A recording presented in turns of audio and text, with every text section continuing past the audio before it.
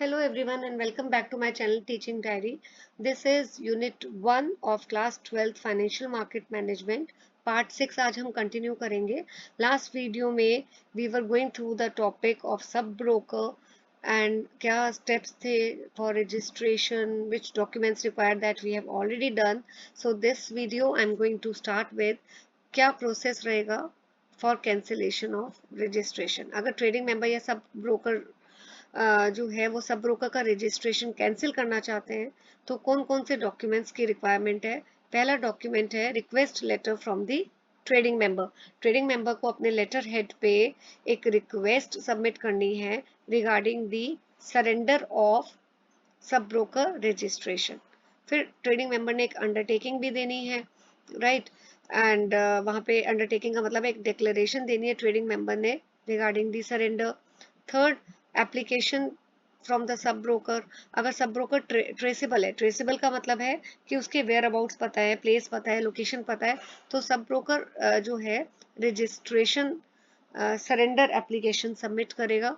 और अगर sub broker is not traceable, so copy of the termination notice will be served, which was served to the sub broker along with the proof of delivery। ये वाली copy जो है submit होगी। जो termination notice sub broker को submit हुआ था तो उसकी copy along with proof of delivery will be submitted, right? Then public notification।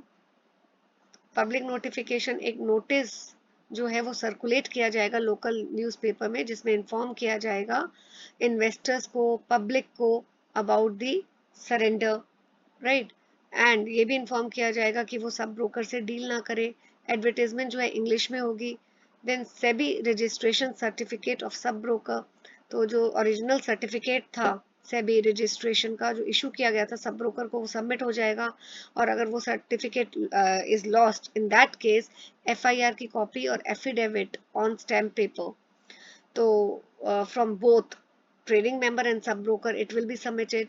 then undertaking regarding regulatory actions, तो trading member confirm करेगा कि SEBI has not taken any action against the sub broker।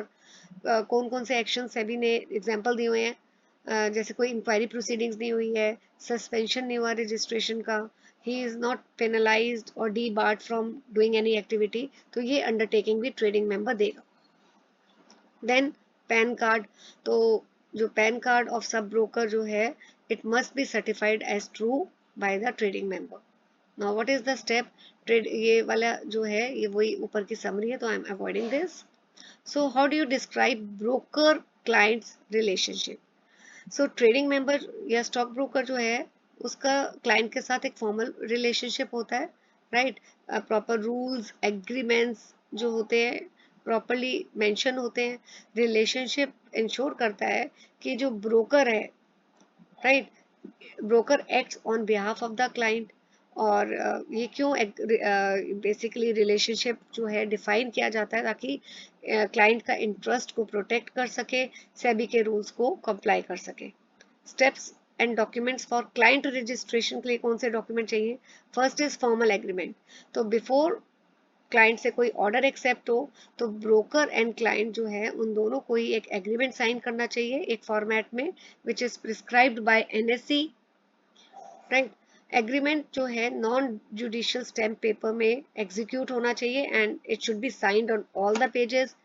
Copy जो है permanently broker के पास होनी चाहिए। Agreement में सारे क्लॉजेज मेंशन होने चाहिए एंड जो क्लॉजेज मेंशनड हैं it has to be there under uniform documentary requirement and additional clauses भी उसमें हो सकते हैं। देन सेग्रीगेशन ऑफ डॉक्यूमेंट, जो मैंडेटरी और वॉलेंट्री डॉक्यूमेंट्स हैं, right, for client registration they are maintained in a separate docket। so internet trading के लिए एडिशनल क्लॉजेज भी इंक्लूड हो सकते हैं। Now know your client requirement, तो ब्रोकर जो है वो सारी इंफॉर्मेशन कलेक्ट करता है, वेरीफाई करता है क्लाइंट से रिलेटेड, जिसमें रिस्क प्रोफाइल क्लाइंट का, फाइनेंशियल प्रोफाइल, उसकी details, PAN, address, age, trading experience, recent passport photographs, proof of identity, सारी इंफॉर्मेशन वेरीफाई भी करता है, right. So in person verification कौन कंडक्ट करता है? ब्रोकर का स्टाफ करता है with name, signature and stamp on the KYC form. Member client agreement. Next is member client agreement. Broker जो है he must make the client aware of trading sector जहाँ पे ब्रोकर एडमिटेड है, right. Okay, then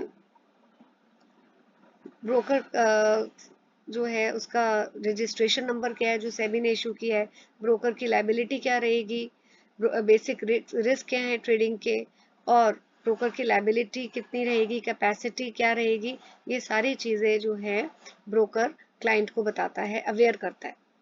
then risk disclosure document. So risk assess करने के लिए broker जो है he must provide risk disclosure document to the clients. Client इस document को साइन करता है और कंफर्म करता है कि ही इज अवेयर कि कौन कौन से रिस्क होंगे, राइट.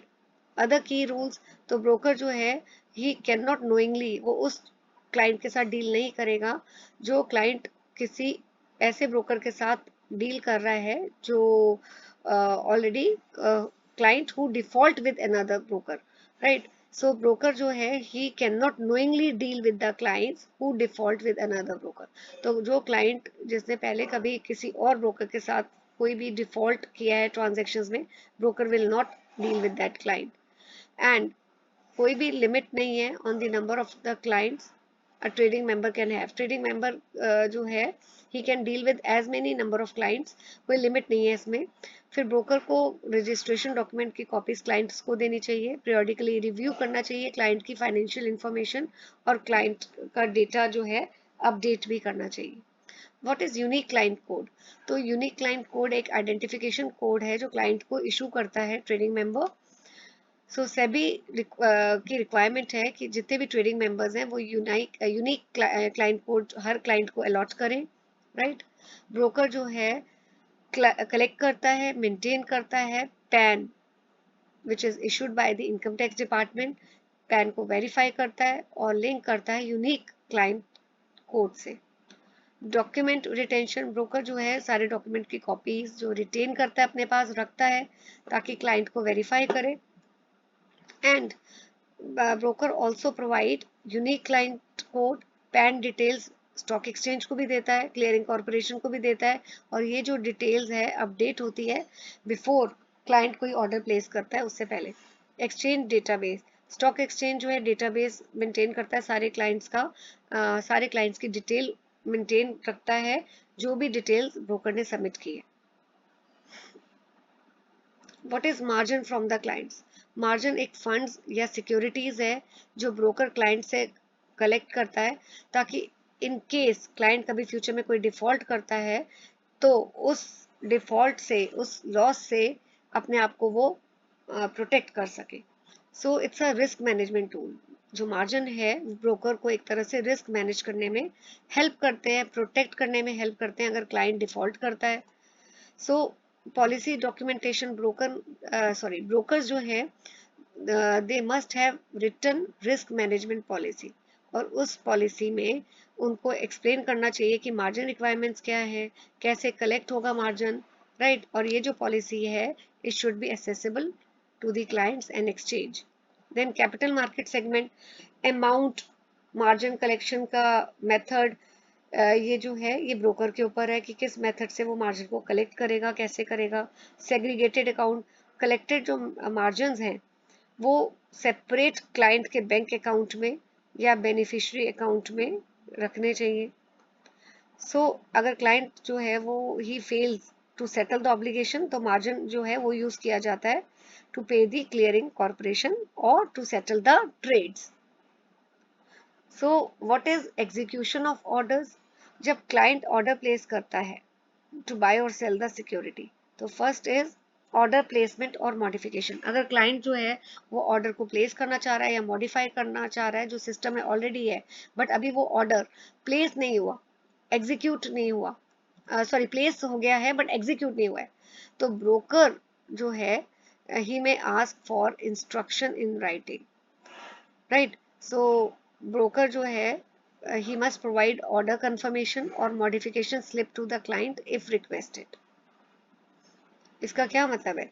अगर क्लाइंट ने कोई भी ऑर्डर प्लेस किया है, ऑर्डर प्लेस करना चाहता है या ऑर्डर मॉडिफाई करना चाहता है जो सिस्टम में एंटर हो गया है लेकिन अभी एग्जीक्यूट नहीं हुआ, तो ब्रोकर जो है क्लाइंट से इंस्ट्रक्शंस मांगता है राइटिंग में, और ऑर्डर कंफर्मेशन भी रिक्वेस्ट करता है क्लाइंट से, या क्लाइंट से अगर क्लाइंट मॉडिफाई करना चाहता है ऑर्डर तो क्लाइंट से मांगता है modification slip.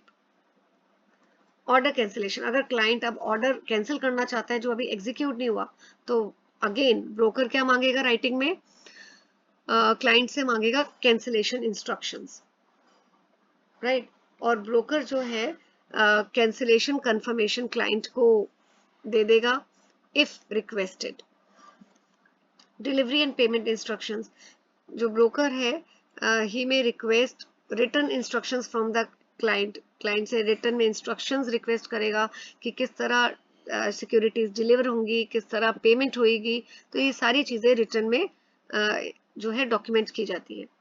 So if order is partly or fully executed before modification or cancellation, अगर ऑर्डर जो है थोड़ा भी हाफ भी एग्जीक्यूट हो गया है या फुली हो गया है मॉडिफिकेशन से पहले, कैंसिलेशन से पहले, ठीक है, कैंसिलेशन रिक्वेस्ट से पहले, तो ब्रोकर जो है क्लाइंट को इन्फॉर्म करेगा कि अब चेंज जो है वो पॉसिबल नहीं है।